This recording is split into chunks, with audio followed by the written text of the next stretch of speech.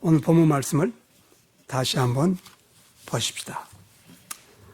형제들아, 우리가 너희에게 구하노니 너희 가운데서 수고하고 주님 안에서 너희를 다스리며 고난하는 자들을 인정하고 그들의 사역을 위하여 사랑 안에서 저희를 더욱더 존귀 여기고 너희끼리 서로 화목하라. 이런 내용입니다. 오늘 제가 아이들하고 나눈 내용과 같이 교인들은 주의 사역자들을 어떻게 대우할 것인가에 대한 하나님의 계시를 살펴볼 것입니다.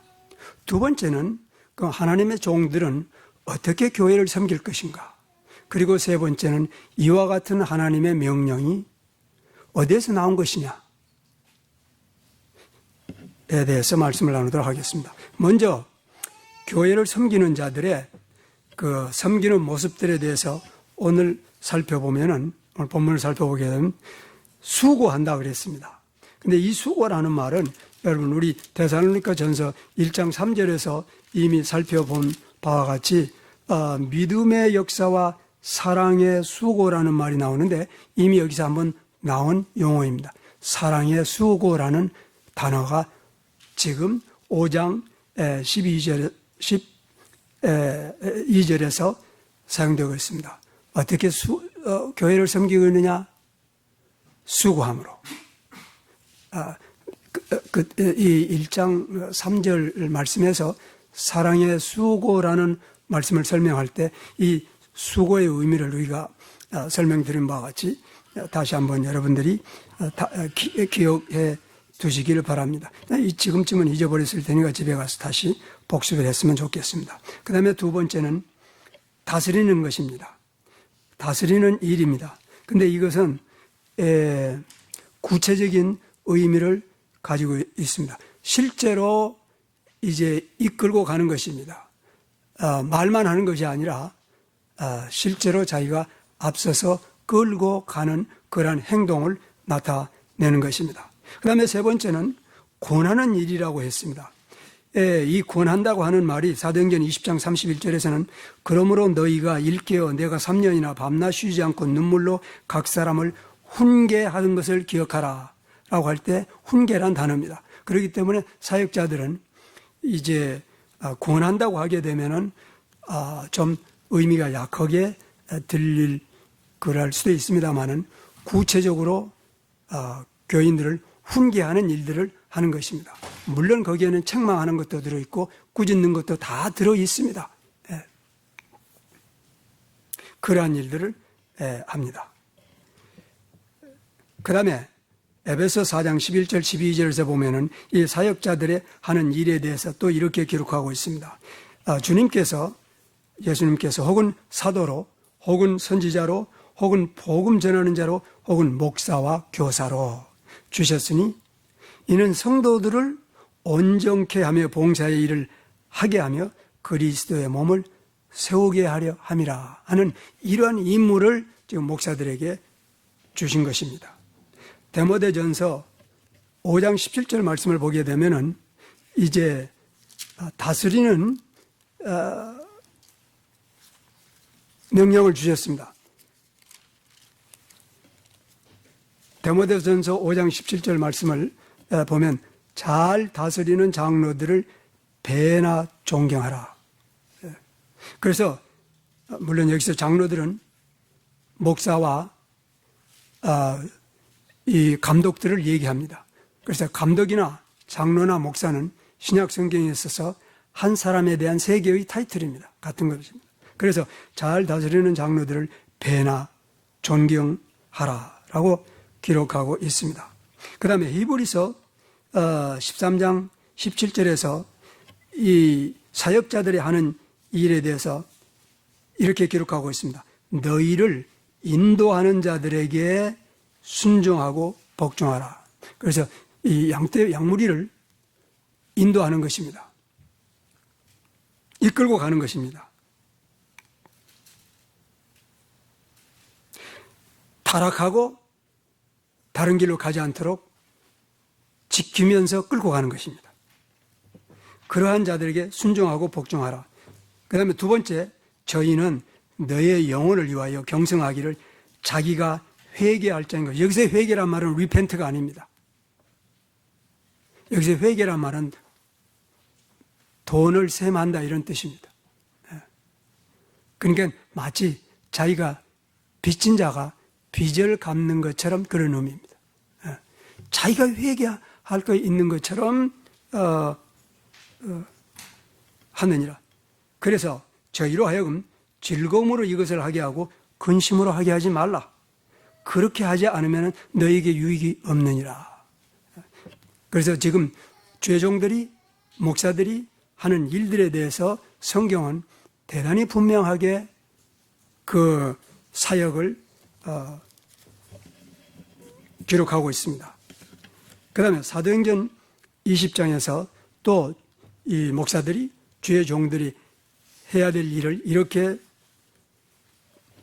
기록하고 있습니다. 바울이 에베소에 있는 장로들을 밀레도에 초청해서 장로들에게, 다시 목사들에게 설교하는 내용입니다. 너희는 자기를 위하여 또는 온 양떼를 위하여 삼가라. 성령이 저희들 가운데서 너희로 감독자를 세우고, 여기서 감독자란 조금 전에 말씀드린 것처럼 장로들이고 목사들입니다. 감독자를 삼고 하나님이 자기 피로 사신 교회를 치게 하셨느니라. 그래서 양무리를, 예수님의 양무리를 치는 일들을 하는 것입니다. 내가 떠난 후에 흉악한 이리가 너희에게 들어와서 그 양떼를 아끼지 아니하며 이 양무리를 지키는 일을 하는 것입니다. 흉악한 이리가 들어올 때 이를 경고해야 됩니다. 막아야 됩니다. 이런 일들을 하는 것입니다. 또한 심지어는 너희 중에서도 제자들을 끌어 자기를 쫓게 하려고 어그러진 말을 하는 사람들이 일어날 줄을 내가 아노니. 그래서 회중들 가운데서, 교회 안에서 일어나는 거짓 선지자들을 막아야 됩니다. 쫓아내는 일들을 하도록 하나님께서 세우신 것입니다. 그러므로 너희가 일깨어 내가 3년이나 밤낮 쉬지 않고 눈물로 각 사람을 훈계하던 것을 기억하라.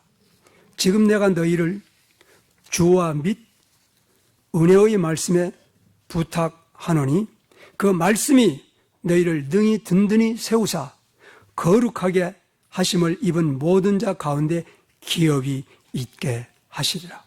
내가 아무 은이나 금이나 의복을 탐하지 아니하였고.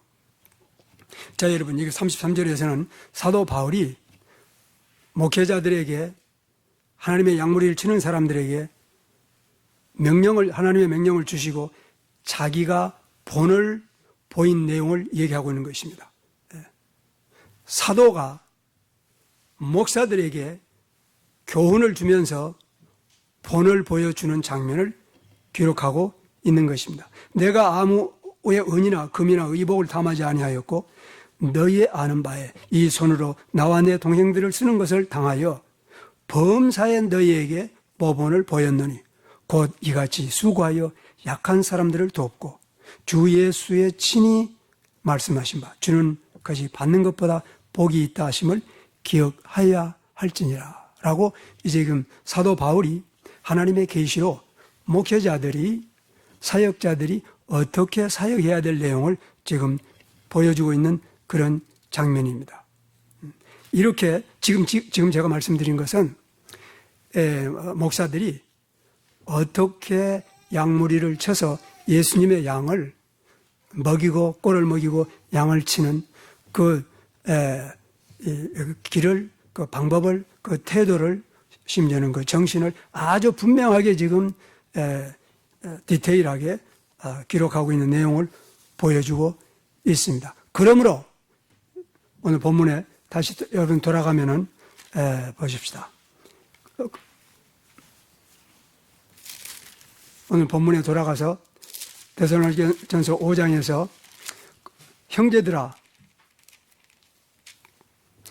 11절부터 다시 보십시다. 그러므로 서로 위로하고 피차 덕세우기를 지금 너희가 하는 것 같이 하라. 형제들아, 우리가 너희에게 구하노니 너희 가운데서 수고하고 주님 안에서 너희를 다스리며 권하는 자들을 인정하고 그들의 사역을 위하여 사랑 안에서 저희를 더욱더 존귀히 여기고 너희끼리 화목하라.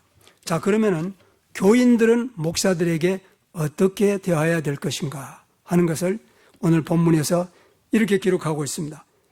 21절에서, 죄송합니다. 13절에서 더욱 더 존귀히 여기라. 너희를 다스리며 권하는 자들을 인정하고 그들의 사역을 위하여 사랑 안에서 저희를 더욱더 존귀히 여기라. 자, 여러분, 더욱더 존귀히 여기라고 하는 그 말씀을 영어 버전에서는 전수성경에서 very highly,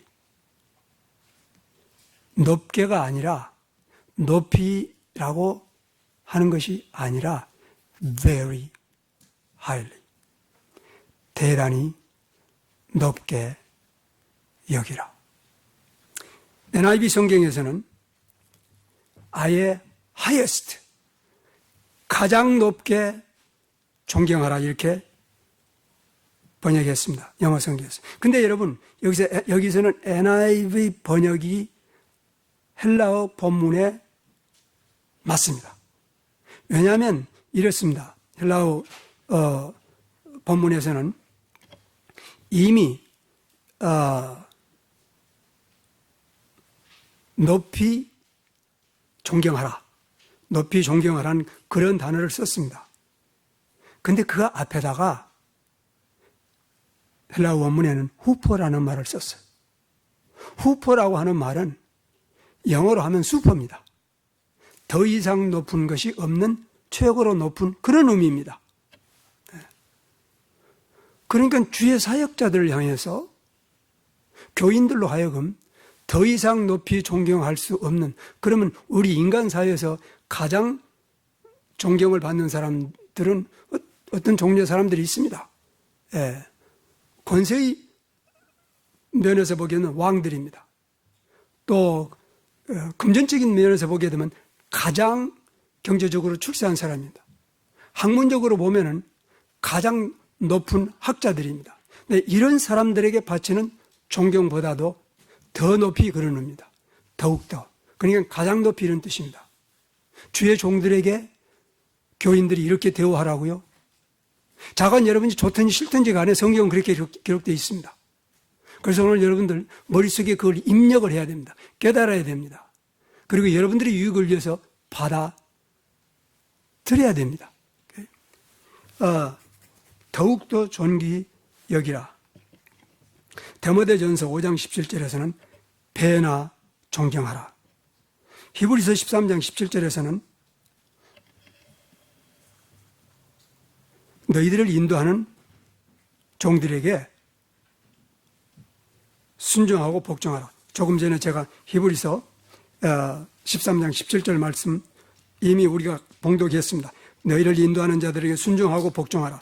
저희는 너 영혼을 위하여 경성하기를 자기가 회개할 자인 것처럼 하느니라. 저희로 하여금 즐거움으로 이것을 하게 하고 근심으로 하게 하지 말라. 그렇지 않으면 너에게 유익이 없느니라. 그렇습니다, 여러분. 복종하고 순종하라. 근데 이 단어 이상 다른 단어를 찾을 길이 없습니다. 우리 한글에서도 그렇고 영어에서도 그렇고 헬라어 본문에서도 더 이상 어떠한 대상에 대하여서 이제 존경해야 될 혹은 순종해야 될 혹은 복종해야 될 그런 단어가 없습니다. 이게 최고의 복종과 최고의 순종을 요구하고 있습니다. 베드로전서 5장 5절에서는 이렇게 기록하고 있습니다. 젊은 자들아 이와 같이 장로들에게 순복하고 그랬습니다. 다 서로 겸손으로 허리를 동이라. 하나님이 교만한 자를 대적하시되 겸손한 자들에게는 은혜를 주시니라. 자, 그러면 성경은 왜 이 주의 종들에게, 목사들에게 이처럼 가장 높은 차원의 대우를 혹은 존경을, 여러분 여기서 대우라고 하는 말은 아까 제가 이제 귀히 여기라고 하는 말은 원래는 이게 누가복음 12장에서는 사람의 생명이 소유에 넉넉함에 있지 않다는 말에서 소유라는 말과 같은 의미를 가지고 있습니다. 그 얘기는 재산이란 말입니다. 돈이 관계되어 있어요. 그러면 심지어는 이 재산에 이르기까지, 돈에 이르기까지, 경제적인 문제에 이르기까지 그들을 가장 높이 대우하라, 이런 의미가 들어있는 것입니다. 그러니까 여러분들은 내 생각엔 거의 이러한 하나님의 뜻은 난생 처음 들을 수도 있습니다. 그러나 조금 후에 여러분들은 난생 처음 듣는 얘기를 또 듣게 됩니다. 자, 그러면 어떻게 해서 하나님께서는 하나님의 종들에게 이처럼 높은 대우를 요구하고 있느냐? 그거야 뭐 하나님의 종이니까 그렇죠. 그것만은 아닙니다. 아마 이런 뜻이 있음이 분명합니다. 첫째는 그들이 전하는, 하나님의 종들이, 목회자들이 전하는 예수님의 이름이 가장 귀하기 때문입니다. 하나님에게 있어서는 이 세상에서 가장 귀한 것이 예수의 이름입니다. 근데 예수의 이름을 전하는 자들이 바로 사역자들입니다. 두 번째, 아마 이렇게 높은 대우를 하나님께서 요구하시는 이유는 그들이 전하는 복음이 가장 귀하기 때문입니다. 천하를 얻고도 자기 목숨을 잃으면 유익할 것이 없다고 성경은 이야기하고 있습니다. 그런데 그 목숨을 건질 수 있는 소식이 복음입니다. 그러므로 하나님께 있어서는 이 세상에서 가장 귀한 게 사람들에게 복음입니다. 복음을 전한 자들이기 때문에 하나님께서 귀히 여기라고 하실 수가 있습니다. 세 번째는 하나님께서 또한 가장 귀히 여기는 것 중에 하나는 하나님의 나라입니다. 그러므로 기도할 때 너희들은 이렇게 기도하라. 하나님의 나라가 오시옵기를 기도하라고 얘기한 것입니다. 혹은 하나님의 나라와 그의 의를 먼저 구하라. 그리하면 그 위에 모든 것을 더하리라 라고 예수님께서 가르치신 것입니다. 그 하나님의 나라를 증거하는 자들입니다. 사역자들. 그러니까 하나님께서 그들을 가장 높이 대하라고 존경하라고 말씀하신 것이 분명합니다. 그러나 성경은 그것만이 전부가 아닌 것으로 기록하고 있습니다. 다른 이유가 있다는 것입니다. 그들을 가장 존경하고 배나 존경하고 복종하고 순종하고 하는 데는 다른 뜻이 있는 것 같습니다. 그래서 우선 그 핵심으로, 다른 뜻의 핵심으로 들어가기 전에 도대체 그러면 하나님의 종들이라고 이 사람들은 그처럼 가장 높은 대우를 혹은 존경을 받아야 될 그 주의 종들이라고 하는 사람들, 목사라고 하는 사람들, 목회자라고 하는 사람들은 도대체 어떻게 섬겨야 될 것이냐? 이 모습을 보게 되면은 아마 조금씩 이해가 돼 갈 것 같습니다. 그래서 이제는 그 하나님의 종들이 섬기는 자세에 대해서 성경은 사실은 엄청나게 많이 기록해 놨습니다. 이걸 기록하지 않을 리가 없습니다. 그래서 한두 군데만 살펴보도록 하겠습니다. 이 내용은 예수님께서 이제 십자가에 못 박히시기 불과 아마 몇 시간 전에 제자들에게 특별히 앉아서 주신 말씀입니다. 그러나 이 내용은 하나님으로부터 부름을 받았다고 생각하는 모든 종들에게 적용되는 하나님의 계시입니다. 자, 뭐라고 했느냐면 누가복음 22장에서 저희 사이에 그중 누가 큰 자냐 하는 다툼이 난지라 예수께서 이르시되 이방인의 왕들은 저희를 주관하며, 잠깐 쉬어서 우선 이방인 하게 되면 불신자들입니다. 그리스도인들이 아닙니다. 세상 사람들입니다. 이 사람들에게 있어서는 백성들을 주관한다고. 이를테면 독재를 해도 괜찮다는 얘기입니다. 그들에게 있어서는. 그 다음에 집권자들은 자기를 후원자라고 은혜를 베푸는 자라는 뜻입니다. 이방 사회에서는, 이방 세상에서는 통치자가 백성들을 향해서 내가 니들한테 은혜 베푸는 자야라고 아주 크게 내세우는, 있으나 너희는 그렇지 않을지니 너희 중에 큰 자는 작은 자가 되고 다스리는 자는 섬기는 자가 되어야 될지니라. 자, 여러분, 오늘 본문에서 데살로니가 전서 5장 12절에서 형제들아 우리가 너희에게 구하노니 너희 가운데서 수고하고 주님 안에서 너희를 다스리며 권하는 자들을 인정하고 했을 때 다스리는 자들에 대해서 예수님께서 지금 하나님의 뜻을 전하고 있는 것입니다. 너희는 그렇지 않을지니 너희 중에서 큰 자는 작은 자가 되고 다스리는 자는 섬기는 자가 되라. 여러분, 여기서 이방인의 왕들과 하나님 나라의 종들과 유사하기는커녕 비슷한 데가 있기는커녕 실질적으로는 정반대입니다. 이방 나라에서 어떠한 왕이, 어떠한 통치자가, 어떠한 대통령이 앞치마를 두르고 이제 소위 볼 것 없는 천민들을 앉혀놓고 왕이 섬긴다고요? 그런 거 상상도 안 되잖아요. 근데 예수님께서 지금 그렇게 말씀하고 있는 거예요. 너희들 가운데는 큰 자는 작은 자가 되고 다스리는 자는 섬기는 자가 되라. 앉아서 먹는 자와 섬기는 자 중에 누가 더 크냐? 앉아서 먹는 자가 아니냐? 그러나 나는 섬기는 자로 너희 중에 있노라. 이게 예수님께서 보이신 다스리는 자의, 하나님의 종의, 목사들의 섬김의 자세를 예수님께서 친히 지금 사도들에게 가르치고 있는 것입니다. 나는 섬기는 자로 너희 중에 있노라.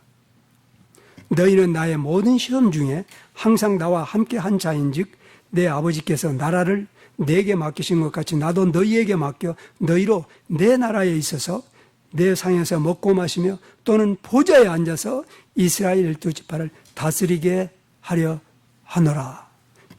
이게 예수님의 종들의 섬기는 목사들의 목회의 자세의 핵심입니다. 이게 지금 두 번째예요. 첫 번째는 뭐라고 지금 제가 설명했어요? 교회는, 성도들은 어떻게 목회자들을 섬기라고요? 어떻게? 어느 정도로 높게? 더 이상 올라갈 데가 없이 높게. 이게 여러분들의 몫이에요. 하려면 하고 말려면 말고 그렇게 얘기하면 안 돼요. 해야 돼요. 그러면 종들은, 목회자들은, 하나님의 종들은 어떻게 섬기라고요? 이 사람들 앉혀놓고 서서 앞치마를 두르고 가장 낮게 섬기는 것입니다. 베드로는 그날 밤 예수님의 설교를 듣고 내 생각에 큰 깨달음이 있었던 것 같습니다. 그래서 그는 죽기 전에 이러한 하나님의 계시의 말씀을 남겨놓고 갔습니다. 베드로전서 5장에서 보게 되면 너희 중에 있는, 이 장로들에게 하는 얘기입니다. 목사들에게. 너희 중에 있는 하나님의 양무리를 치되 부득이함으로 하지 말고 오직 하나님의 뜻을 좇아 자원함으로 하여 더러운 일을 탐하지 말고 오직 즐거운 뜻으로 하며 맡기우는 자에게 주장하는 자세를 하지 말라. 오직 양무리의 본이 되라. 이 본을 베드로는 어디서 배웠어요? 6월절 그날 밤 예수님께서 진의 앞치마를 두고 발을 씻길 때 배운 것입니다. 여러분, 이게 보통 것이 아닙니다. 주장하는 자세를 하지 말고 양무리의 본이 되라. 그리하면 목자장이 나타나실 때 시들지 아니하는 영광의 면류관을 얻으리라. 그리고 젊은 자들을 향해서는 젊은 자들아, 이와 같이 장로들에게 순복하고 다 서로 겸손으로 허리를 동이라. 하나님이 교만한 자를 대적하시되 겸손한 자들에게는 은혜를 주시니라. 그러므로 하나님의 능하신 손 아래서 겸손하라. 때가 되면 너희를 높이시리라. 자, 그러면 여러분, 바울은 예수님의 이 말씀을 어떻게 몸으로 살았는지 그 모습을 여러분 다 같이 고린도전서 4장에서 한번 같이 보시도록 하십시다. 고린도전서 4장 9절부터 제가 봉독할 때 여러분들 묵독으로 같이 하시도록 하십시다. 고린도전서 4장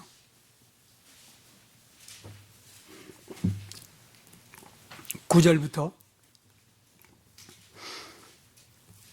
제가 8절부터 읽겠습니다. 너희는 이미 배불렀고 또 부해졌으며 우리 없이 왕노릇하였도다. 나는 또한 우리도 너희와 함께 왕노릇하기 위하여 너희가 참으로 왕노릇하기를 원하더라. 생각한데 하나님이 사도인 우리를 죽이기로 작정한 자같이 맨 끝에 두시며 우리를 세상과 천사들과 사람들에게 구경거리가 되게 하셨도다. 우리는 그리스도의 영광으로 미련하되 너희는 그리스도 안에서 지혜롭고 우리는 약하되 너희는 강하고 너희는 존귀하되 우리는 비천하게 되어 바로 이 시간까지 우리가 줄이고 목마르며 헐벗고 매맞으며 정처가 없고 또 수고하여 친히 손으로 일하며 모욕을 당하나 축복하고 핍박을 당하나 참고 비방을 당하나 기도하니 우리가 지금까지 세상의 더러운 것과 만물의 찌기같이 되었도다. 내가 이것을 쓰는 것은 너희를 부끄럽게 하려는 것이 아니오 오직 내 사랑하는 자같이 너희를 경고하려는 것이라. 그리스도 안에서 1만 스승이 있을지라도 아버지는 많지 아니하니 이는 내가 그리스도 예수 안에서 복음을 통하여 너희를 낳았음이라. 그러므로 내가 너희에게 권하노니 너희는 나를 본받는 자가 되라. 이것이 사도 바울이 주님으로부터 배워서 그가 일생 동안 달려갈 길을 마치고 믿음을 지키고 선한 싸움을 싸우면서 이 세상을 살았던 삶의 모습입니다. 자, 그러면은 이와 같은 하나님의 뜻은 어디에서 나온 것이냐? 교회는 어떻게 대화하라고요? 목회자들에게 더욱 덜하는 말은 후퍼 regarding 보통 esteem이 아니라 존경하는 것이 아니라 여러분 어떤 영에서는 extreme이라는 단어를 썼어요. extreme.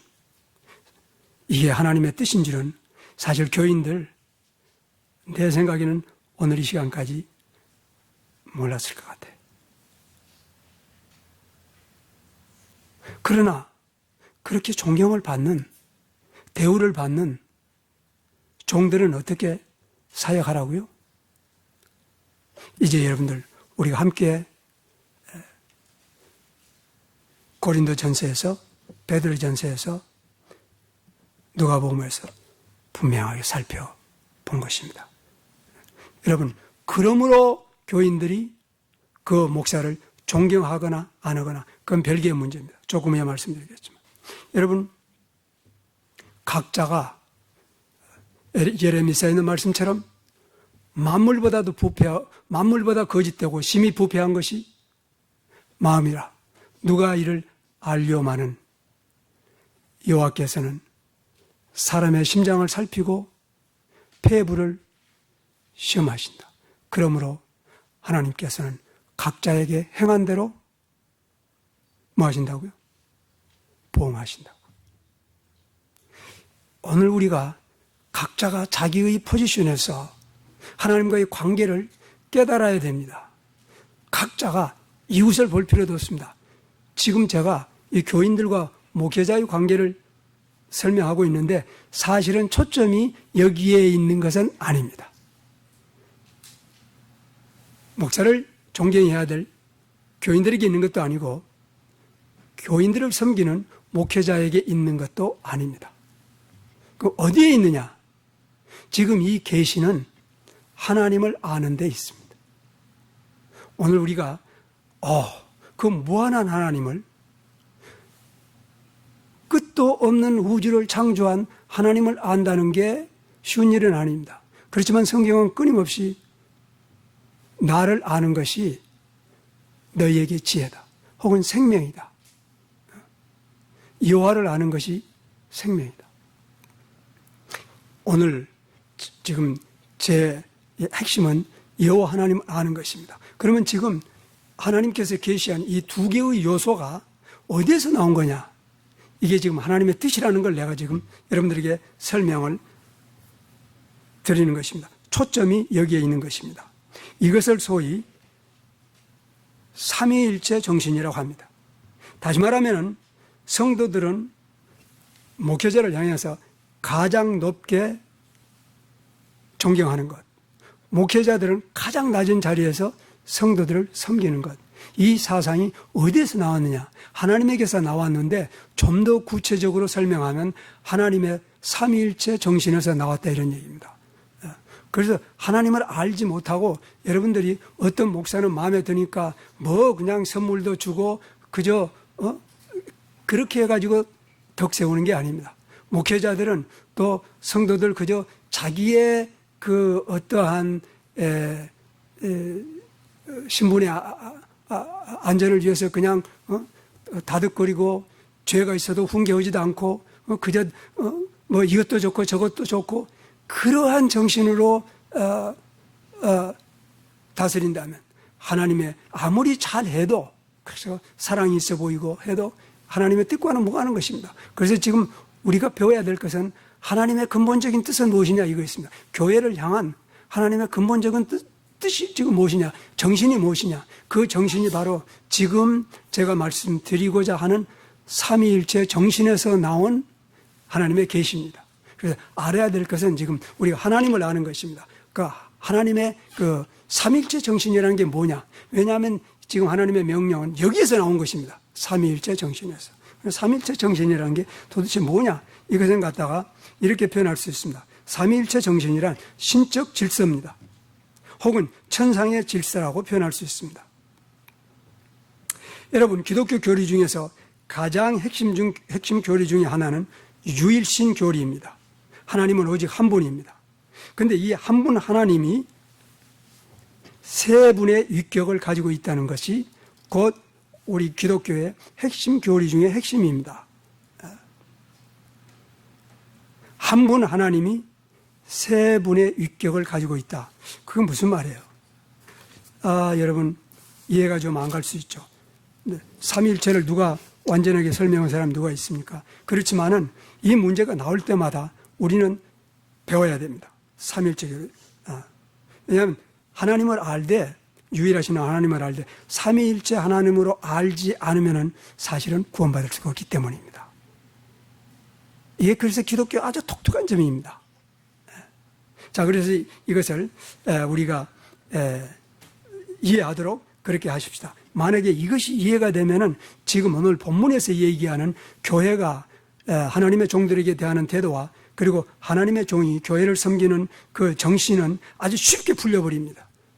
이것이 그 인간들의 문제가 아니라 하나님의 정신이로구나. 오케이. 그러면 삼위일체 정신이란 이렇게 볼 수 있습니다. 하나님 아버지와 아들 하나님과 성령 하나님이 세 위격입니다. 근데 세 위격의 하나님이 유일하신 참 한 분 하나님이다, 이런 얘기인 것입니다. 어떻게 그러면 한 분 하나님이 되냐? 자, 하나님께서 하나님 한 분이신 하나님이 어떠한 특별한 일을 할 때, 다시 말하면 이러이러한 특별한 일을 하실 때 그 일을 하시는 하나님을 성경은 하나님 아들이라고 표현하고 있습니다. 혹은 아들 하나님이라고 성경은 표현하고 있습니다. 예를 들면은 다 같이 누가복음 1장 13절 말씀 가서 한번 찾아봅시다. 뭘 얘기하는지. 제가 지금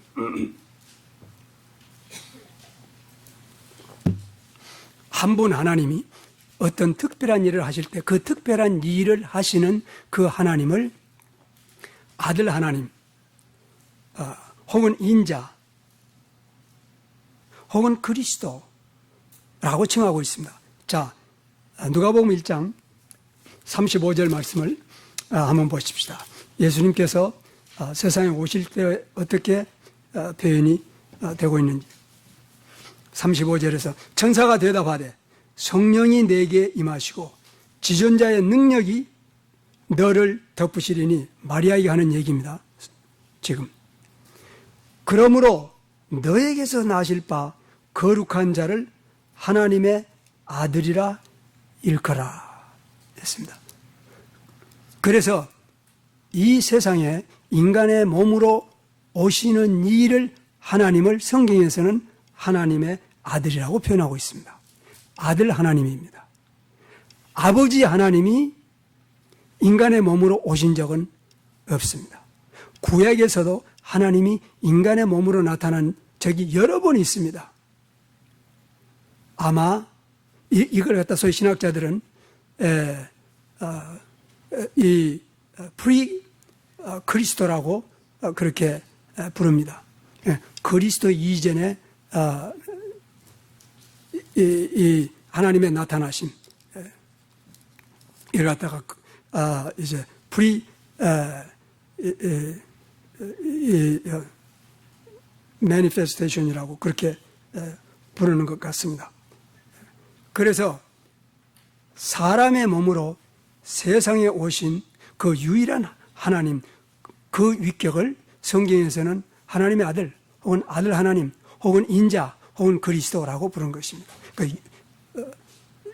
그 다음에 유일하신 한 분 하나님이 다른 특별한 일, 또 이러이러한 특별한 일을 하실 때 성경은 그 일을 하시는 하나님을 성령 하나님이라고 부릅니다.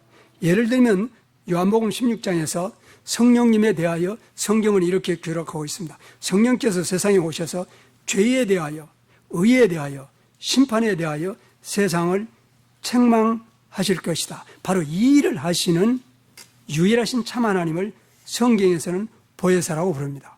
그리고 보혜사 성령이라고 부릅니다. 하나님 아버지가 아닙니다. 인자가 아닙니다. 이처럼 어떤 한 분 하나님이, 유일하신 한 하나님이 어떤 특별한 일을 맡아서 하실 때 그 일을 하시는 하나님을 성경에서는 아들 하나님 혹은 성령 하나님이라고 부른 것입니다. 이것을 위격이라고 부릅니다. 그래서 위격은 세 개가 있습니다. 그러나 하나님은 한 분입니다. 그걸 갖다가 에센스라고 부릅니다. 그래서 위격은 person이라고 부르고 한 분 하나님은 에센스입니다. 그래서 one essence in three persons입니다. 이게 삼위일체입니다. 근데 삼위일체 정신이란 그럼 뭘 의미하느냐? 바로 이게 오늘 우리가 이해해야 될 교회에 있어서 성도와 교회 사역자들과의 관계는 바로 삼위의 하나님의 정신에서, 영에서, 뜻에서 주어진 것이다 하는 것을 지금 제가 설명드리는 것입니다. 자, 먼저 이렇게 한 분 하나님이 이제 그 역할을 분리해서 담당한 내용을 성경에서 보게 되면 한 분 하나님이기 때문에 어떤 용어는 하나님 아버지에게도 적용이 되고 아들에게도 적용이 됩니다. 예를 들면 주라고 하는 징호는 하나님 아버지께도 적용이 되고 아들 하나님께도 적용이 됩니다. 주라고 하는 단어는. 그래서 요한복음 20장 28절에 보면은 예수님에 대해서 나의 하나님, 나의 주라고 고백합니다. 주라고 하는 말은 구약에서는 여호와 하나님입니다. 신약에서는 예수 그리스도입니다. 그래서 아주 클리어하게 주라고 하는 단어는 하나님 아버지에게도 적용이 되고 아들 하나님에게도 적용이 되는 것입니다. 이제 또 뿐만 아니라 우리가 빨리 한 군데를 더 찾아보도록 하십시오. 여러분 다 같이 디도서로 함께 빨리 가보십시다. 디도서 1장에 보면은 구주, 구원자, 세이비어라고 하는 단어가 나옵니다. 디도서 1장에서 디도서 1장 3절에 보면은 구주라고 하는 말이 하나님께 적용이 됩니다. 마침내 때가 되면 자신의 말씀을 복음 전파를 통하여 나타내사 우리 구주 하나님의 명령을 따라 이렇게 얘기합니다. 우리 구주 하나님. 여기서는 구주라는 말이 하나님에게 적용됩니다. 그런데 4절에서는 동일한 믿음을 따라 된 나의 참 아들 디도에게 편지하노니 하나님 아버지와 주 예수 그리스도 우리 구주. 그래서 여기서는 구주가 그리스도 하나님 아들에게도 적용이 되는 것입니다. 마찬가지로 디도서 2장 10절에서 보면 2장 10절과 2장 13절에서 보면은 구주라고 하는 말이 하나님에게 적용이 되고 10절에서 구주 하나님의 교훈을 돋보이게 하고 13절에 오면은 위대하신 하나님 곧 우리 구주 예수 그리스도에 대하여 그래서 구주라고 하는 말이 예수 그리스도에게 적용이 되고 있습니다. 또한 디도서 3장 4절과 6절에서도 마찬가지입니다. 3장 4절에 보면 우리 구주 하나님이 인간을 향하신 자비와 사랑을 보신 후에 이제 6절에서 보면 성령을 예수 그리스도 우리 구주로 말미암아 그래서 세이비어라고 하는 말은 하나님 아버지에게도 적용이 되고 아들 하나님에게도 적용이 되는 것들을 지금 보여주고 있는 것입니다. 이처럼 한 분 하나님이 새 위격으로 나타날 때 그 새 위격을 우리는 아들 하나님 혹은 예수님 혹은 그리스도 혹은 인자 이렇게 부릅니다. 또 이제 아버지와 아들이 성령을 보냈을 때 그 성령을 우리는 보혜사라고 부릅니다. 그 아버지와 아들이 보낸 그 성령을 우리는 아버지 하나님이라고 부르지 않습니다. 절대. 이처럼 구분이 분명하지만은 한 하나님입니다. 자, 여기서 중요한 건 이겁니다. 구분이 있게 되면 반드시 계급이 생깁니다.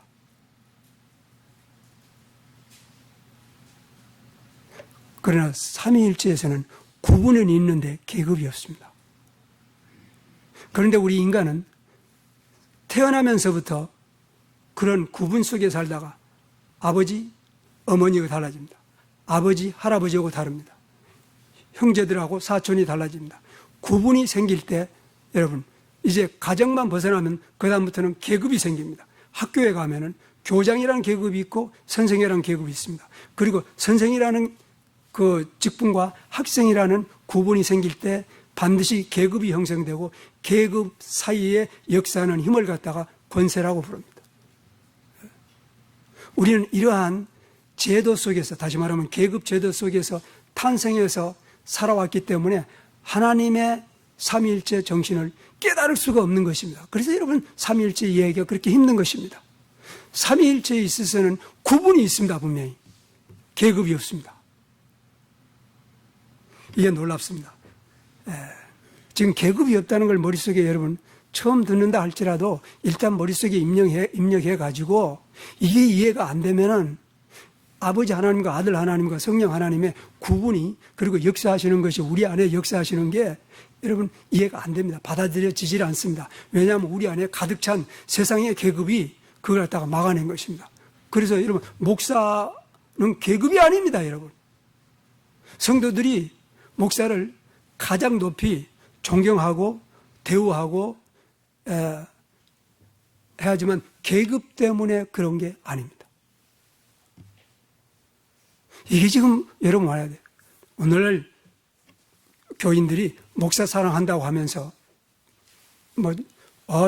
장관은 높은 분들이니까 식탁도 따로 하고 이런 계급 속에 빠져버렸습니다.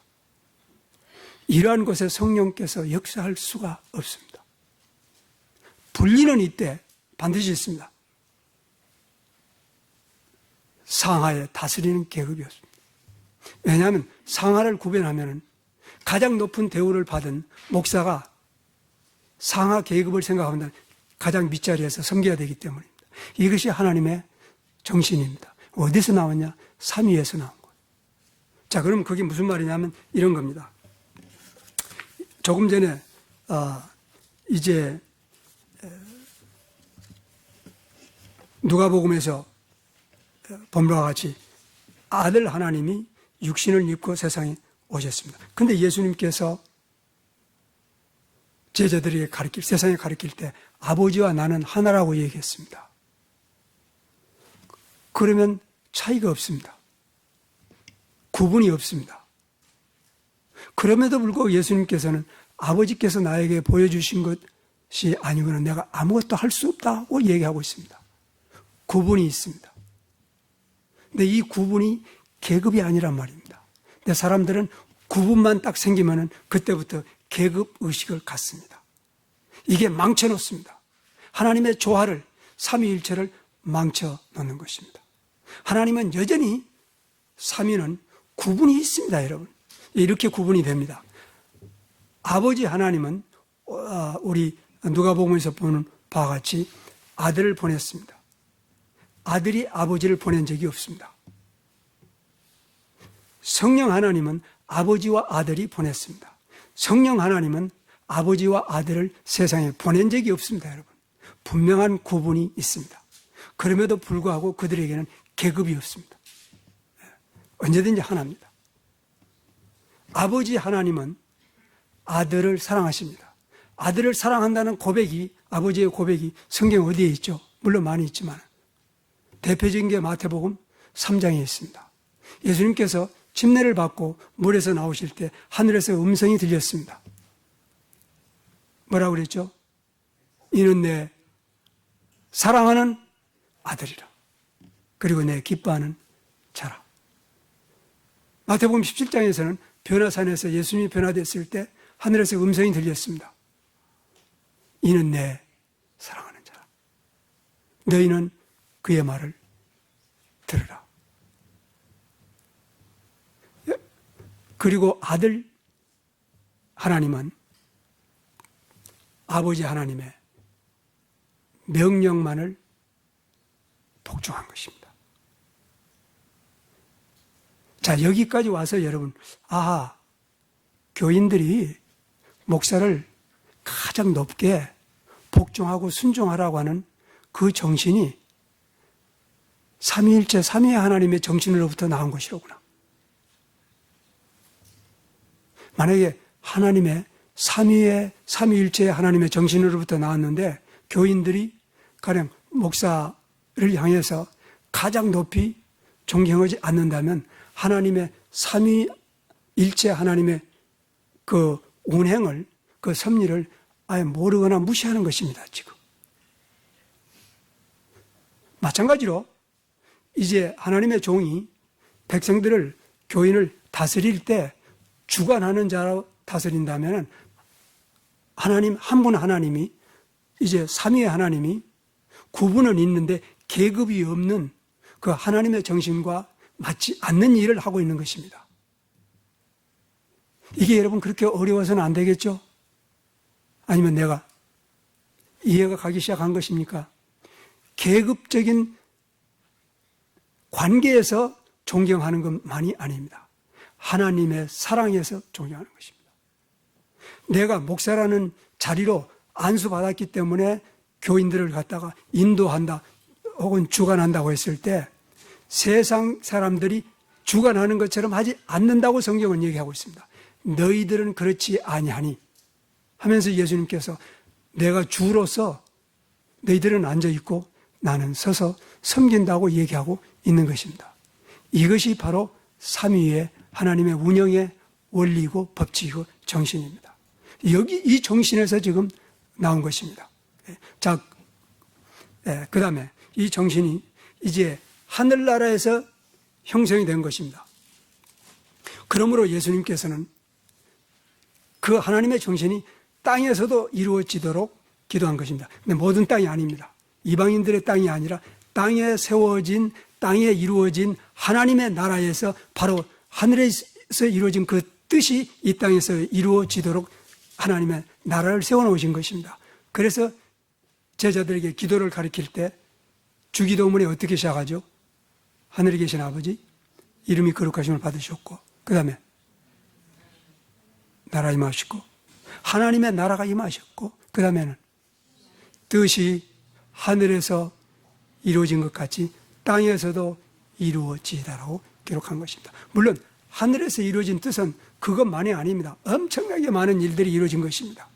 그 중에 하나, 교회를 향한 뜻이 바로 그 뜻입니다.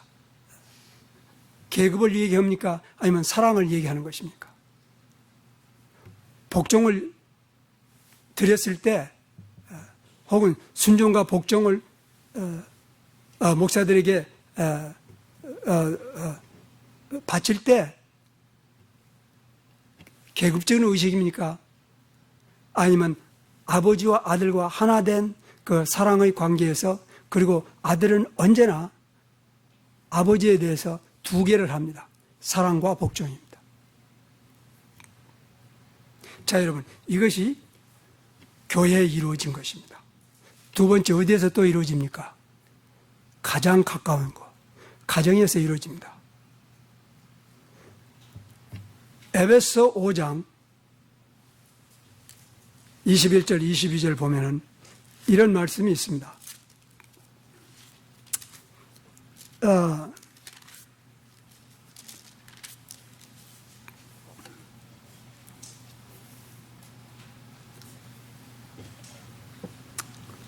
21절에서 하나님을 경외함으로 피차 복종하라. 그리고 22절에 보면 아내들아 너희 남편에게 복종하기를 주께 하듯 하라. 이런 말씀이 나옵니다. 21절 말씀과 22절 말씀을 섞어버리면 안 됩니다. 그리고 절대 안 됩니다. 지난번에도 한번 말씀드렸지만은 다행히 전수성경에는 작은 सब타이틀로 이걸 나눠놨습니다. 21절 얘기는 교인들 전부입니다. 그러나 22절 내용은 아내들에게 준 내용입니다. 성경 어디에도 신약성경에서 남편들아 아내에게 복종하라는 규제는 하나도 없습니다. 없어요. 남편들아 아내를 사랑하라. 하늘에서 음성이 들리기를 이는 내 사랑하는 아들이요 내 기뻐하는 자라. 아버지가 하나님, 아버지가 아들을 복종한다는 규제는 성경에 하나도 없어요. 가정에서 아내들은 남편 복종하는 것입니다. 사랑하는 것입니다. 예수님께서 아버지를 사랑하고 복종하는 것과 같은 원리입니다. 왜냐하면 27절에서 그가 그것을 32절에서 이 비밀이 크도다. 내가 또한 그리스도와 교회에 대하여 말함이라. 그래서 아내와 남편과의 관계를 그리스도와 교회에 대해서 모형으로 준 것입니다, 여러분. 그러므로 아내들은 항상 남편에게 복종하고 순종합니다. 남편들은 항상 아내를 사랑하는 것입니다. 하나님 아버지께서 이는 내 사랑하는 아들이요 내 기뻐하는 자라. 그리고 예수님께서는 아버지를 사랑하고 항상 복종합니다. 교회에서뿐만 아니라 가정에서도 마찬가지입니다. 이것이 일반 사회에서 일어나는 일을 의미하는 게 아닙니다. 하나님 나라 안에서 이루어지는 것입니다. 그러므로 이제 우리가 복종하고 순종하라 했을 때 계급 사회에서 물들어 버린 우리가 뭔가 벗어나야 됩니다. 청소를 해야 됩니다. 이것이 하나님의 성부, 성자, 성령 하나님의 삼위일체의 영에서 정신에서 나온 하나님의 계시로구나. 그러므로 이제는 각자가 자기 해야 될 일을 성도들은 해야 됩니다. 목회자들은 마땅히 자기가 해야 될 일을 합니다. 이제 성도들과의 관계 때문에 그들을 사랑하고 혹은 겸손하게 섬기고 이거 이상으로 나와 주님과의 관계 때문에 겸손함으로 온유함으로 섬기는 것입니다. 교인들은 나와 주님과의 관계 때문에 목회자에게 복종하고 순종하는 것입니다. 여러분, 구분은 분명하게 있습니다. 근데 이것이 계급이 아닙니다. 여러분, 이 구분이 잘못 가게 되면은 이제 하나님께서 분리해 놓은 것을 인간은 합치고 하나님께서 합친 것을 인간은 분리하는 그런 어리석은 일들을 저지르고 있습니다. 분리에 있어서는 여러분, 단호하게 예수님께서 너 눈이 실족하면 빼버려, 손이 실족하면 잘라버리라고 분명한 분리를 얘기합니다. 그러나 성령 안에서 하나 되게 한 것은 힘써 지키라고 얘기한 것입니다. 바로 이것이 오늘날 오늘 우리가 지금 데살로니가 5장에서 보고 있는 내용입니다. 형제들아, 우리가 너희에게 구하노니 너희 가운데 수고하고 주님 안에서 너희를 다스리며 권하는 자들을 인정하고 그들의 사역을 위하여 사랑 안에서 저희를 더욱더 존귀히 여기고 너희끼리 서로 화목하라. 여러분, 이제 이 마지막 말씀이 중요한 것입니다. 너희끼리 서로 화목하라.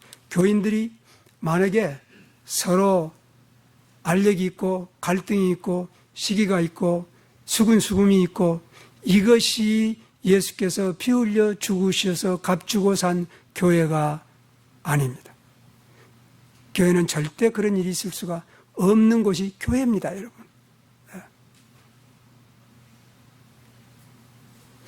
앞으로는 여러분, 아무도 교회라고 해서 온전한 사람들만 다 모입니까? 이런 말씀은 아예 하지도 말아야 됩니다. 왜냐하면 성부, 성자, 성령 하나님의 뜻은 이겁니다. 하늘에 계신 아버지가 온전한 것처럼 너희도 온전하라. 온전하지 아니한 것이 있을 때 우리는 기도해야 됩니다. 우리는 회개해야 됩니다. 우리는 분리해야 됩니다. 우리는 쫓아내거나 혹은 떠나거나 성령께서 그러면서 성령께서 하나 되게 하신 것은 힘써, 다시 말하면 나를 희생해서 나를 돌아보지 않고 나는 낮은 자리에서 성령께서 하나 되게 한 것을 지켜야 될 그런 아름다운 가장 높은 차원의 의무를 받은 사람들이 그리스도인들입니다. 특별한 사람들입니다. 세상에 계급이 지배하는 사회가 교회는 아닙니다. 너희는 너희 가운데 수고하고 주님 안에서 너희를 다스리며 권하는 자들을 인정하고 저희를 더욱더 존귀히 여기고 너희 안에서 서로 화목하라. 이 일이 일어나는 우리 교회가 될 수 있으리라고 믿습니다. 사랑하시는 하나님,